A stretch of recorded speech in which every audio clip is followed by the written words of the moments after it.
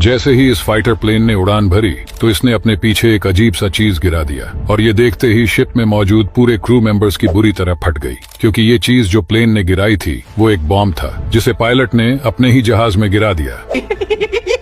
मगर किस्मत से इसका प्रेशर स्विच ठीक से दबा नहीं और ये बम फटा नहीं, जिसके बाद क्रू मेंबर्स ने पायलट की माँ बहन एक करते हुए कांपते हाथों से इसे समुद्र में विसर्जित कर दिया। ये थी दुनिया की सबसे तेज आवाज, जो आवाज न किसी परमाणु बम के विस्फोट की थी और न ही किसी एस्टेरॉइड के गिरने की, बल्कि ये आवाज तो एक ज्वालामुखी के फटने की थी। दरअसल ये ज्वालामुखी था क्राकाटोआ, और आपको जानकर हैरानी होगी कि इसका विस्फोट 200 मेगाटन के आसपास था, जो कि हिरोशिमा में गिराए गए न्यूक्लियर से भी 10,000 गुना ज्यादा है। ये विस्फोट इतना तेज हुआ था कि इसके पास रहने वाले लोगों को करीब 310 डेसिबल की आवाज सुनाई दी थी, जो किसी इंसान को डायरेक्ट ऊपर पहुंचाने के लिए काफी है। और इसके विस्फोट से आसमान में इतनी ज्यादा राख उड़ी थी कि धरती का तापमान लगभग 1.2 डिग्री कम हो गया था। और इस ज्वालामुखी के आवाज की लहर ने पूरी धरती का 3 बार चक्कर लगाकर 5,000 किलोमीटर दूर तक सुनाई दी थी। कुल मिलाकर इस घटना में 36,000 से भी ज्यादा लोग परलोकवासी हो गए थे, और ये थी उस विस्फोट की आवाज।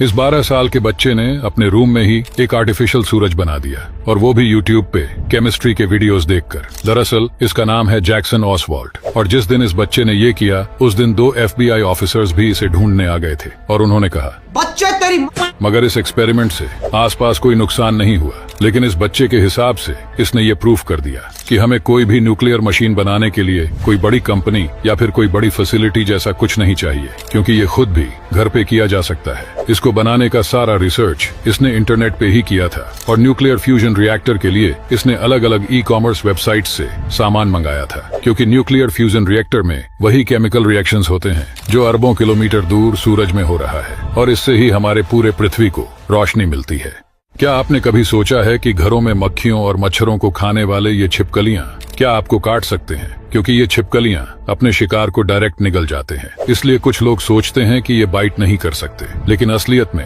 ये बाइट करते हैं, क्योंकि इनके पास सुई जैसे छोटे छोटे 100 दांत होते हैं, जिन्हें ये हर 3 से 4 महीने में बदलते रहते हैं। इसलिए इनके दांत काफी शार्प रहते हैं। लेकिन डरिए मत, क्योंकि इनके जबड़े काफी कमजोर होते हैं, इसलिए बाइट करने पर आपको थोड़ा निशान ही आएगा, और इनकी बाइट में पॉइजन भी नहीं होता, इसलिए साबुन से साफ करते ही आप ठीक हो जाएंगे। वैसे भी ये छिपकलियां शर्मीले किस्म के होते हैं, इसीलिए ये इंसानों से ज्यादातर दूर ही रहते हैं। ये है धीमे धीमे चलने वाला गबून वाइपर, जिसे अपनी गोल मटोल बॉडी की वजह से कुछ लोग प्यारा समझते हैं, लेकिन असल में ये आपकी सोच से